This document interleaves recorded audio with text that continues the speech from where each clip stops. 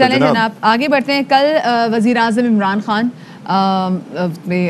دورہ گوادر پہ تھے اور وہاں پر ہم نے دیکھا کہ وزیر اعلیٰ بلوچستان نے انہوں نے انگریزی میں تقریر بھی کی تھی. اس حوالے سے بات بھی کریں گے, لیکن ابھی بتائیں کہ بلوچستان کی ترقی کے لیے حکومت کافی زیادہ سرگرم ہے.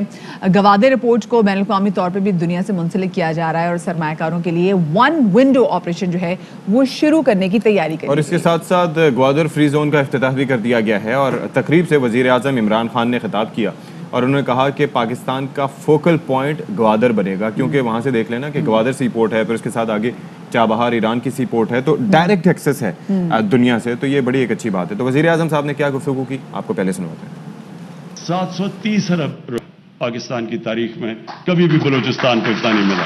خواب دیکھتا ہوں پاکستان کا کہ اب یہ کدھر جائے گا. پاکستان بڑا عظیم ملک بننے جا رہا ہے. گوادر فوکل پوائنٹ بننے لگا ہے جدھر سے سارے پاکستان کا فائدہ ہے اور خاص طور پہ بلوچستان کا. چائنا سے بیٹھے ہوئے انویسٹرز بات کر رہے تھے, ایسی انڈسٹری لگائیں گے جس سے ہم ایکسپورٹ کر سکتے ہیں. جب ہم ایکسپورٹس کے اوپر زور نہیں لگائیں گے, ڈالرز اندر نہیں آئیں گے, IMF کے پاس جانا پڑتا ہے, لوکیشن کا بھی فائدہ اٹھا سکتے ہیں, چائنا کی دوستی کا بھی فائدہ اٹھا سکتے ہیں.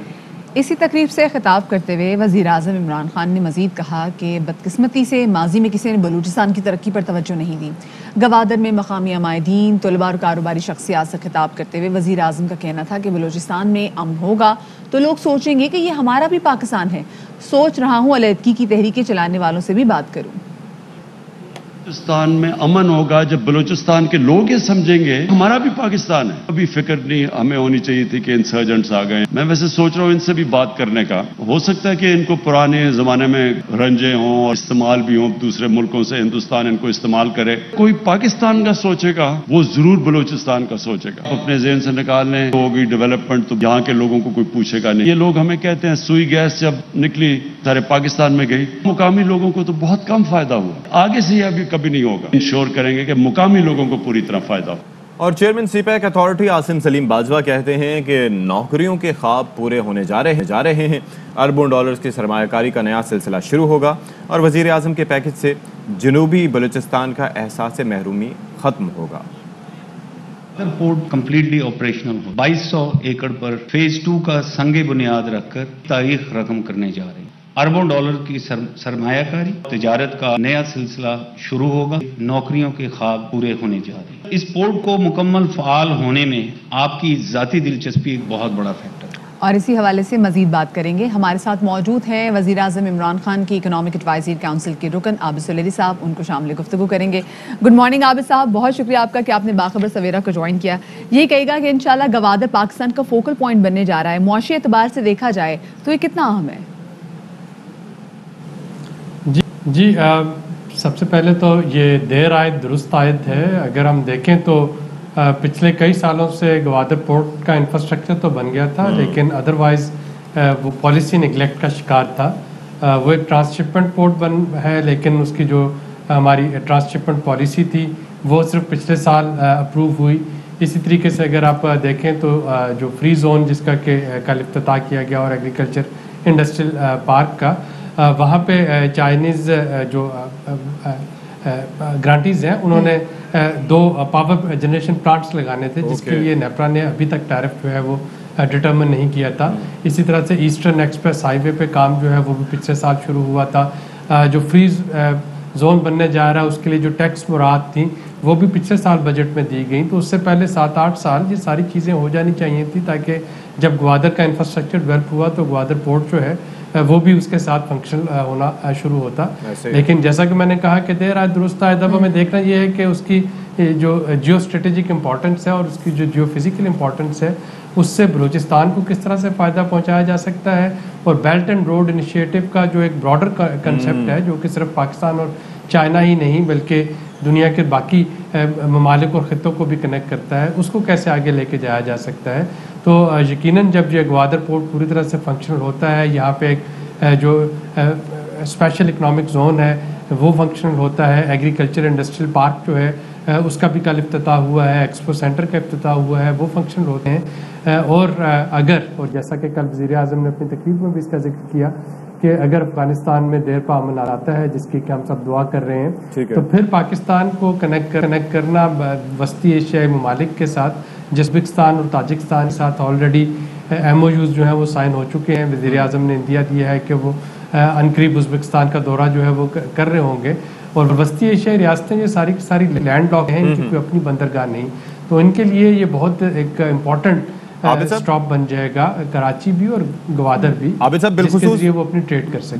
जो आप जियो स्ट्रेटेजिक और जियो फिजिकल इसकी पोजीशन की बात कर रहे हैं, तो ऑब्वियसली कई ममालिक हैं जिनकी नज़रें, कई प्लेयर्स ऐसे हैं जो कि बलूचिस्तान को हमेशा से चाहते थे कि वो पाकिस्तान के साथ उसका वो ताल्लुक़ ना रहे जो कि हमेशा से रहा है, और ख़ास तौर पर उसको इतनी इंपॉर्टेंस ना मिले, क्योंकि गवादर पोर्ट के एक्टिव होने से आपको बताया कि ईरान पर भी उसके असरात पड़ेंगे, दीगर जो पोर्ट्स हैं उनकी भी अहमियत कम होगी। तो ये खत्ते के जो दीगर प्लेयर्स हैं वो इसको किस तरह से देख रहे हैं आपकी नज़र में? कि इसको दो तरह से देखा जा सकता है। एक तो कम्प्लीमेंटरिटीज़ डेवलप करने के लिहाज से चाबहार और गवादर जो है ये एक विन विन सिचुएशन क्रिएट हो सकती है, कम्प्लीमेंटरिटी यहाँ पे क्रिएट की जा सकती है। और दूसरा जो है वो अगर कंपटीशन या राइवलरी की बात आती है तो वो एक ऐसा ज़ीरो सम गेम बन जाएगी जिसमें शायद कोई भी उससे फ़ायदा ना उठा सके। इंडिया जो है, इंडिया तो ज़ाहिरी बात है कि हमेशा से बलूचिस्तान में जो तरक्की है उसकी राह में रोड़े अटकाता है, और बलूचिस्तान में वो इस्तेमाल करना चाह रहा होता है उसके जोग्राफिकल मार्जिनलाइजेशन को पाकिस्तान के ख़िलाफ़।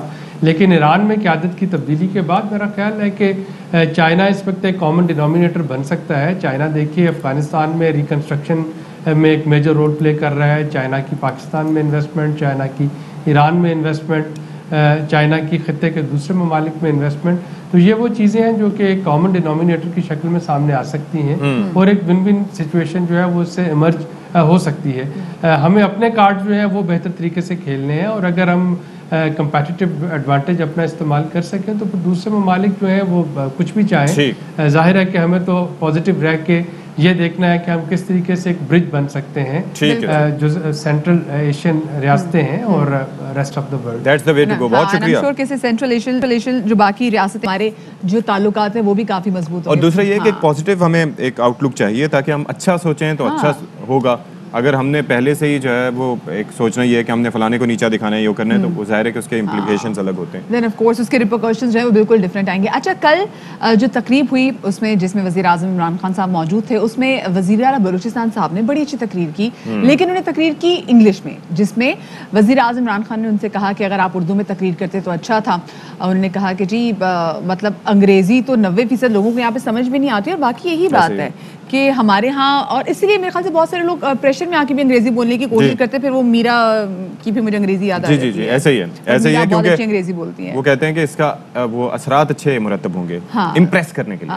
तो जनाब कल इमरान खान साहब ने क्या कहा था, आपको सुनवाते हैं पहले। जी प्रेसिडेंट साहब, अगर आपकी तकरीर उर्दू में होती तो 90% पाकिस्तानियों को भी पता चल जाता कि आपने कितनी डेवलपमेंट किया, क्या क्या किया और क्या क्या हो रहा है। हमारे 90% को तो नहीं समझ आती। देखिए, एक लिहाज से अगर देखा जाए तो वज़ीर आला बलूचिस्तान का पॉइंट ये भी हो सकता है क्योंकि इंटरनेशनल वर्ल्ड तक अपना मैसेज पहुंचाना है। गो के ट्रांसलेटर्स मौजूद होते हैं, वो ट्रांसलेट करके वो करते हैं, तो उन्होंने अपनी चीनी भी पहुंचा देते हैं। हाँ, चीनी भी पहुंचा देते हैं, एग्जैक्टली। लेकिन दूसरी जगह अशफाक, हमारे यहाँ अगर देखा जाए ना तो लोगों को अब ये ट्रेंड बन चुका है कि लोग कहते हैं हमारे बच्चे को उर्दू आए ना आए, हमारे बच्चे को अंग्रेजी आनी चाहिए। और नहीं, ये कॉम्प्लेक्स से बात करेंगे किसी दिन हम, मतलब नहीं, बात ये है कि अभी कुछ अर्से पहले जो दफातर की जुबान जो उसके लिए कम्युनिकेशन के लिए उस हवाले से भी एक नोटिफिकेशन निकला था कि वो उर्दू जुबान होगी, और वो नोटिफिकेशन निकला था अंग्रेजी जुबान में। भाई यहाँ पे तो किसी पे रोब जमाना हो तो आप अंग्रेजी अगर बोलना शुरू कर दे, चाहे अगले को समझ आए ना आए, अगला कहता है जी बड़ी मोतबर कोई बात कर। अगर ज्यादा रोब जमाना है तो फिर अरबी बोलना शुरू कर दें, उसके और अच्छे असरात मुरतब होंगे। जो भी बोलो, मैं पंजाबी बोलना शुरू कर देनी है फिर। चले जी, गुस्से की लैंग्वेज है ना। नहीं, ह्यूमर की लैंग्वेज भी है। छोटी सी ब्रेक के बाद हम लोग वापस आ रहे हैं, आप लोग कहीं मत जाइएगा। अहम तरीन खबरें अब एक क्लिक की दूरी पर। आपके पसंदीदा टॉक शोज हों या अहम मुल्की या गैर मुल्की शख्सियात की न्यूज कॉन्फ्रेंसेस, हर लम्हा बाखबर रहने के लिए सब्सक्राइब करें हमारा YouTube चैनल। मौसम की सूरत हाल हो या खेल के मैदान से खबरें, अपने मोबाइल फोन से मुल्की और बैनुल अक़वामी अहम खबरों तक रसाई के लिए डाउनलोड कीजिए मोबाइल ऐप। बावसूख ज़राए से मुसद्दिका खबरों, तज्ज़ियों और तबसरों से मुस्तफीद होने के लिए विजिट कीजिए पाकिस्तान की सबसे बड़ी न्यूज वेबसाइट www.arYnews.tv। इन सब के अलावा पाकिस्तान का सबसे बड़ा फेसबुक पेज हो, सबसे बड़ा न्यूज इंस्टाग्राम अकाउंट या फिर ट्विटर, ARY न्यूज पहुंचा रहा है खबरें सबसे पहले आप तक, ताकि आप रहें हर लम्हा बाखबर।